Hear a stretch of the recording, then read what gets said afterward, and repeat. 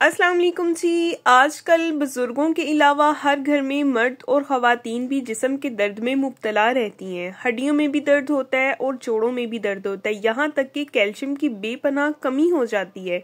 तो मेरे कहने पे रात को सोने से पहले सिर्फ 1 कप नीम गर्म दूध के साथ आपने ये 2 चम्मच फूल मखाने का हलवा खा लेना है। इंशाल्लाह इससे आपकी खून की कमी भी पूरी हो जाएगी और आपके दांत और हड्डियां भी मजबूत हो जाएंगे। तो चले देख लेते हैं इसको हमने बनाना किस तरीके से। बिस्मिल्लाहिर्रहमानिर्रहीम। तो ये है जी मेरे पास 50 ग्राम फूल मखाने।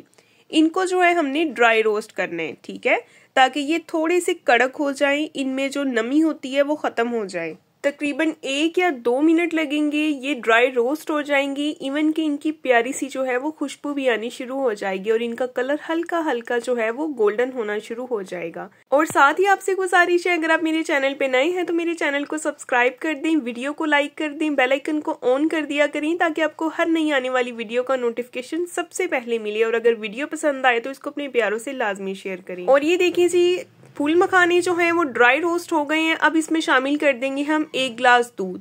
ये खुला दूध है, आपने डब्बे वाले दूध का इस्तेमाल यहाँ पे बिल्कुल भी नहीं करना, ठीक है। इसको मिक्स करेंगे। अब इन दोनों चीजों को, फूल मखाने और दूध को, हम ब्लेंडिंग जग में डालेंगे और अच्छे से ग्राइंड करके इसका पेस्ट तैयार कर लेंगे। और अभी अगेन इसी कढ़ाई में हम लेंगे 1 कप देसी घी। आप चाहें तो दूसरा घी भी यूज कर सकते हैं, आपकी अपनी मर्जी है। जब ये मेल्ट हो जाए, थोड़ा गर्म हो जाए, तो इसमें शामिल कर देंगे यही वाली 1 प्याली बेसन की।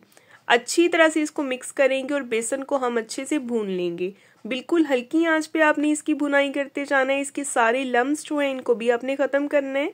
इसमें कोई गुठलियां बाकी नहीं रहनी चाहिए और बिल्कुल हल्की आंच पे इसको भूनना है। अगर आप जल्दबाजी करेंगे तो इसका कलर भी खराब हो जाएगा और इसकी खुशबू भी जो है वो अच्छी नहीं आएगी।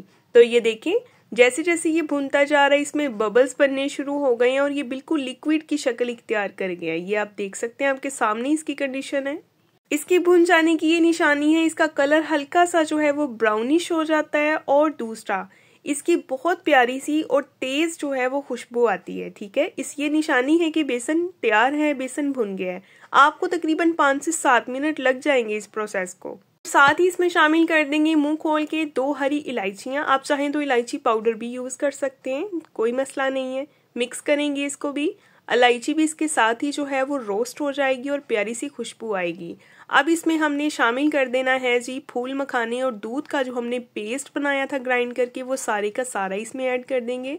जग को अच्छे से साफ कर लेंगे ताकि कोई भी चीज जो है वो जाया ना हो। यकीन करें ये हलवा इतना फायदेमंद है, इतना फायदेमंद है कि आप इसको एक बार जब बना के खाएंगे ना, आप अपने जिस्म में वाज़िया फर्क महसूस करेंगे खुद ब खुद कि वाकई में आपके पट्टे मजबूत हो रहे हैं, आपकी हड्डियां मजबूत हो रही हैं, जिस्म में अगर दर्द होता है तो वो ठीक हो रहा है। इवन के जो बच्चे स्कूल कॉलेज में पढ़ते हैं उनके अक्सर गर्दन के पट्टों में खिंचाव आ जाता है, उनके कंधों में दर्द होती है, वो भी अगर ये खाएंगे उन बच्चों के लिए भी ये बहुत बेहतरीन रहेगा।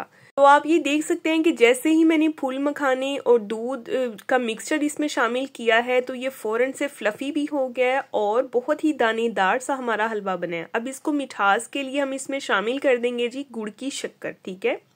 आप डायरेक्ट गुड़ को पीस लें और उसकी शक्कर बना लें, वो भी यूज़ कर सकते हैं, या फिर आप मार्केट से डायरेक्ट जो है वो शक्कर भी मंगवा के यूज़ कर सकते हैं।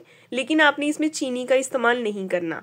चाहे तो आप इसमें मिश्री भी डाल सकते हैं, वो भी बेहतरीन रहेगी। तो अच्छे तरीके से इसको हम मिक्स करेंगे।